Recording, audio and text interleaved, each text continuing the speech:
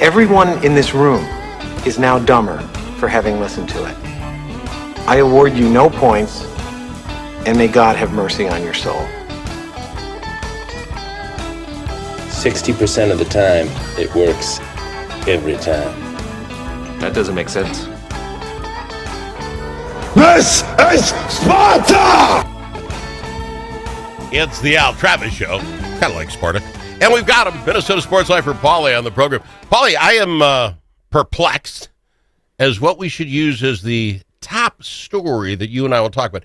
I know you're a U of M guy, but the Olympics, hockey, winning, it's like 1980 all over again. I was so thrilled to watch those ladies win. Can we start with the Olympics? It's not all Minnesota. Yes. Oh, yes. Absolutely. Absolutely. I watched it too. What did you take away from that game? Well, two lucky things. We're losing here. So you're into the game. Yep. This goalie has went the entire Olympics without letting a shot in. One shot's in. Canada leaves 1-0 with 2 minutes to go, and you're thinking to yourself, this girl did everything humanly possible to win this gold, and by that one mistake, and I call it a mistake, people make goals, she could not get the gold, right? I was feeling so sorry for the goalie. Then all of a sudden, with 2 minutes left, it's tied. And you're like, oh, there's a chance. Oh, there's a chance. Mm-hmm. Mm-hmm. Then the overtime, and the overtime was interesting. The goal, if you watch it, this gal, and I should know her name off the top of my head, I don't. She makes a great move to get past the defender, kind of a pull it back between your own legs thing. But then, as they're playing, so she's out of control. Oh, I'm not going to get the great. And she just kind of pinks at it, and it dribbles right through the goalie's legs. Yeah. And then everything goes crazy. And I'm yelling, and the people are yelling, and they're jumping. It wasn't the greatest shot of all. I mean, it wasn't a slap shot from 30 feet that winged by the goalie. I don't think the goalie thought it would be as limpy as it was. That's just me. I'm not, you know what I'm saying? It wasn't that, but It was that because it's the shot everyone's going to talk about. Oh, absolutely. And it's the move to get to the shot, though. Because she pulled it between the legs. Yeah. That was legit. And, Al, that's a defenseman. I mean, the skill these ladies have is just amazing. And 100%. The gal she beat, is a great defenseman for Canada. You knew it was going to be, the U.S. was just dominating when they outscored everybody 31-1 in the prelim games. So, but you knew the rivalry with Canada. It was like throw that out the window because the rivalry's bitter. They hate each other. The gold is on the line, and so you knew it was going to be tight. And I liked at least by the third period though the U.S. started to really hum and move the puck around and get aggressive, and it was riveting TV, super fun, yeah. And of course, all the when you get to your provincial Minnesota stuff, all the local Minnesota gals and all the five gals from Minnesota or something, yeah, and you got Wisconsin going crazy, and girls hockey up here is a big deal. So Minnesota and Wisconsin, according to the paper today, the two states with the most viewership for the Olympics so far. And I found that interesting. Because we know them all, right? Well, I guess. But you think California just like states, the numbers would be. But Minnesota and Wisconsin, we're owning it. We're 1 and 2. So I'm not surprised. No, that was great drama, great TV, and a great result. In that the women got the gold, and that's I don't know. It's I love it. I love watching all these sports. I don't care about them every 4 years, but the hockey's been great, and the men are about to launch it today. So it'll be on TV. I'll be watching it. What's just fun about that is, again, I bring up the Miracle on Ice. Our age, that is like the first. 1980 was the first Olympics that I quote unquote remember. I presume in the 70s when Nadia Comaneci was bouncing around. I guess I remember the name, but the Miracle on Ice is my jam, and now we're reliving that. If the men can win today, it would be that kind of coolness.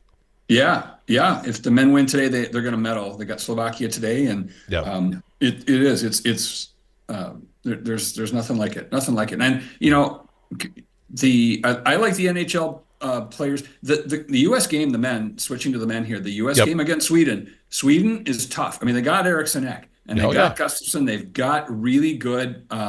Johansson, players that we know and love, and here they are facing against their NHL, teammates in Boldy and Faber and stuff.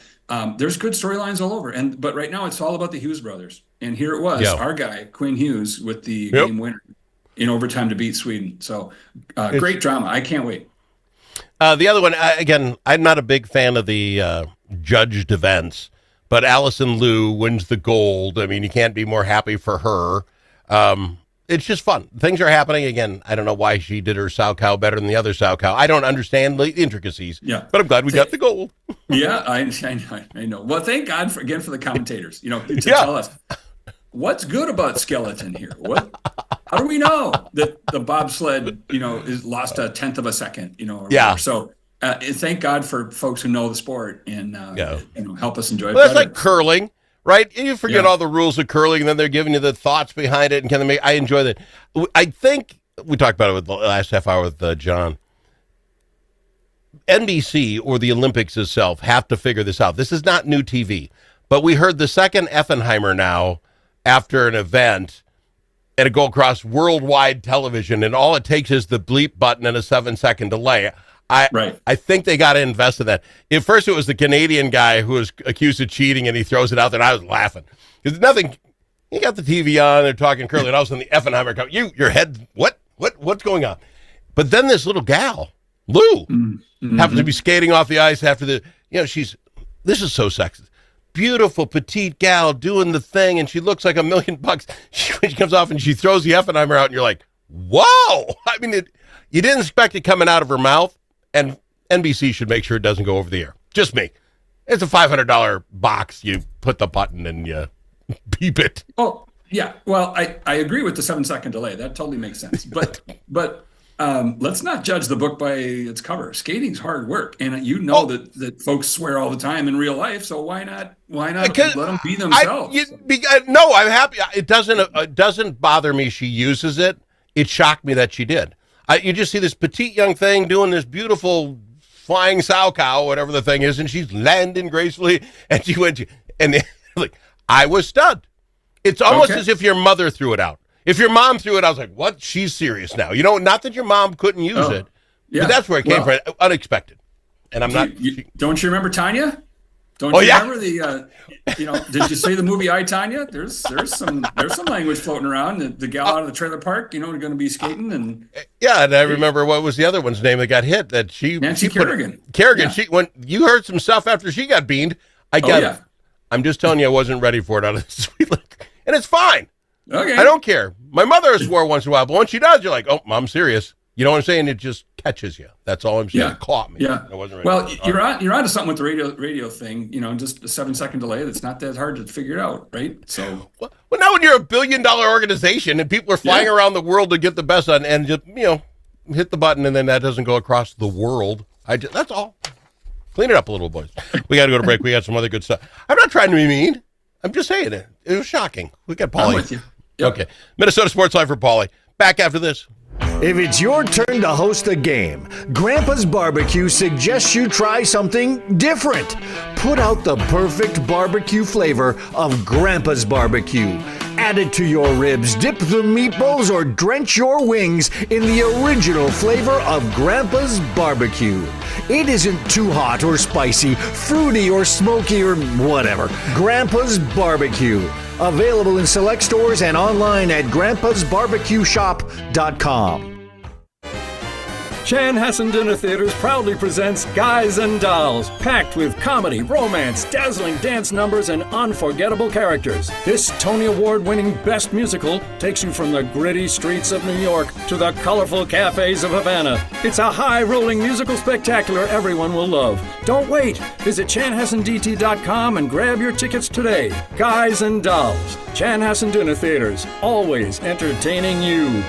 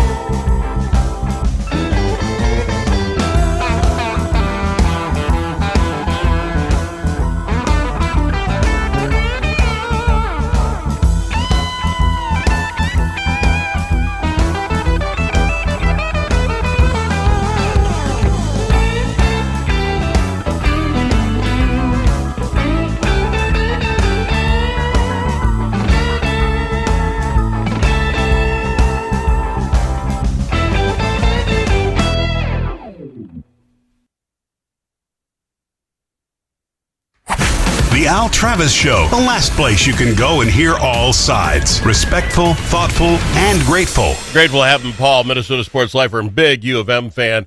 Let's talk the lady basketball team. Underrated, and what I mean by that is they've won nine in a row, and I'm just figuring it out. You heard 6 or 7, they were okay, but at 9 they start beating teams, ranked squads, and then they beat 10 Ohio, and now you're reading up on Paul. I don't even understand this. They're 21-6 and ranked 4th in the Big Ten. So I look it up. There are 11 Big Ten teams in the top 30. This is a tough conference. Oh, absolutely. Well, first of all, I want to congratulate you on saying they beat Ohio, because Ohio State people hate it when you call them Ohio. They Ohio. They want to be the Ohio State University, and call them Ohio. That you're probably going to get some calls. Go ahead. I don't care.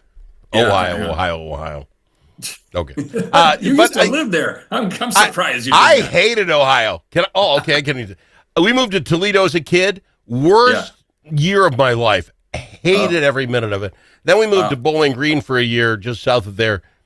Not bad, but there's nothing special about Ohio as far as I've seen. So Ohio. Well, there you go. And anyway. It's amazing that it took a 9-game winning streak for the Gopher women to crack the top 25. They got kind of dissed at the 6-game winning streak and didn't crack it, so they finally got at least some respect and get some ranking. They've only got one home game left. And the tickets are going. It's against Michigan State this weekend, and the tickets are going. So the barn's going to be busy, and I'd love to see that. And so then they've got one more road game, and then it's the tournament. And they'll be in the NCAA's, and I can't wait to see. And they win these 2 games that like they should. They could get home field in the tournament. How big will the barn be when they're playing in the tournament here? That they could host a sub-regional. I don't know how that works. I gotta go look into that. I read something about it. Said they had to win the last 2, but then they could get a top 16, which give them a home game. Yeah, which give them a home.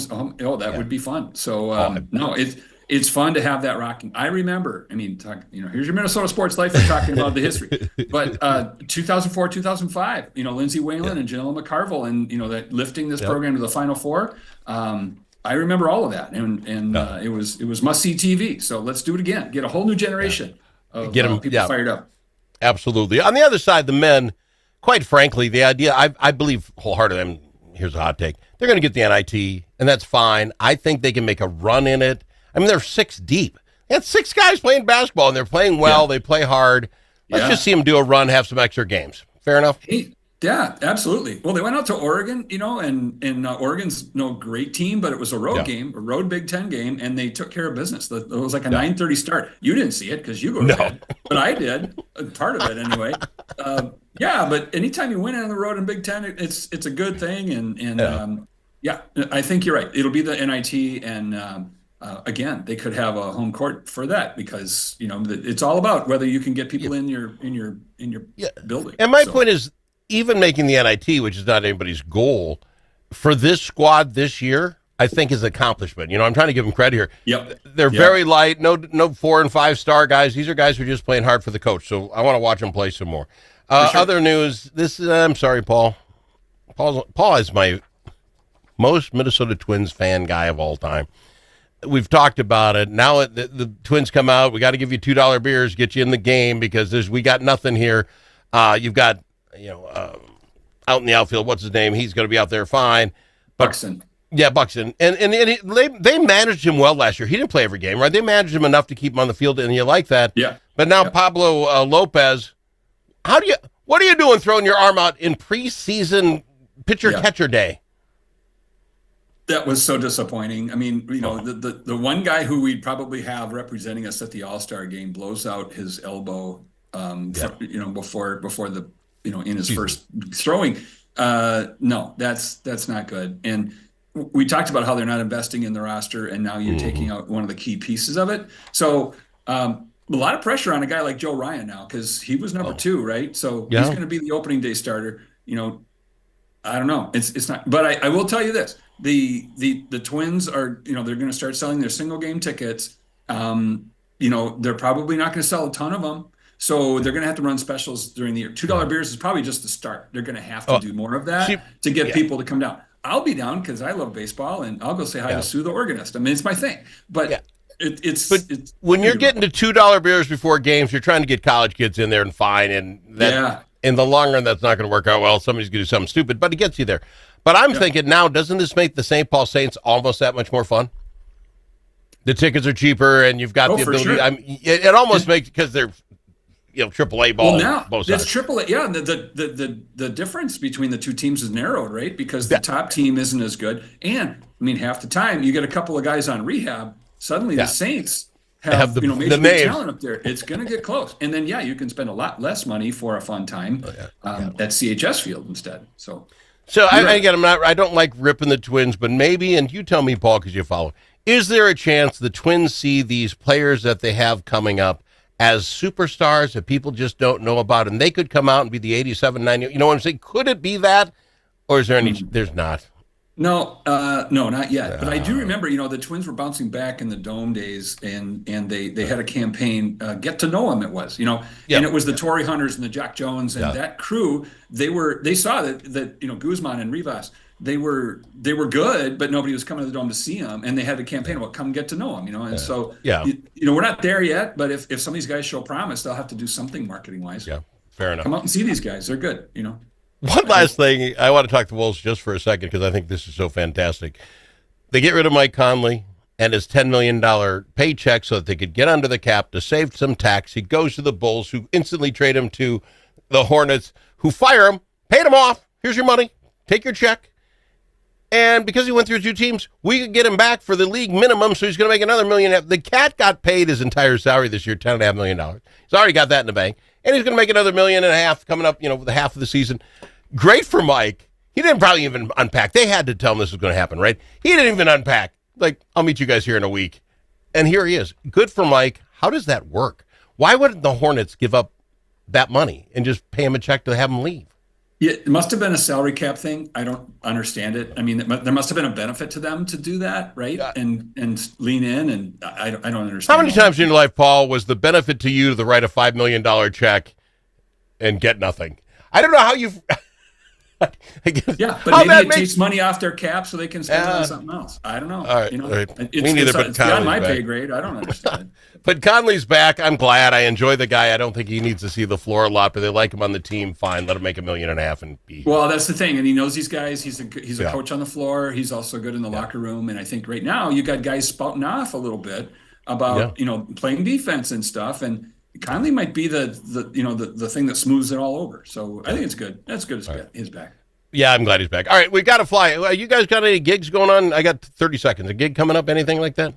Yeah, our band is playing the Hastings Hootenanny, we think. We're waiting to see the times. It's April 25th. And then we've got an outdoor thing in Northfield in June. So that'll be fun. We've got a few things. We'll talk about it as we get there. Paulie, appreciate you. He's Minnesota Sports Lifer on the Al Travis Show. Hey, Brian, what do you call a lobbyist with a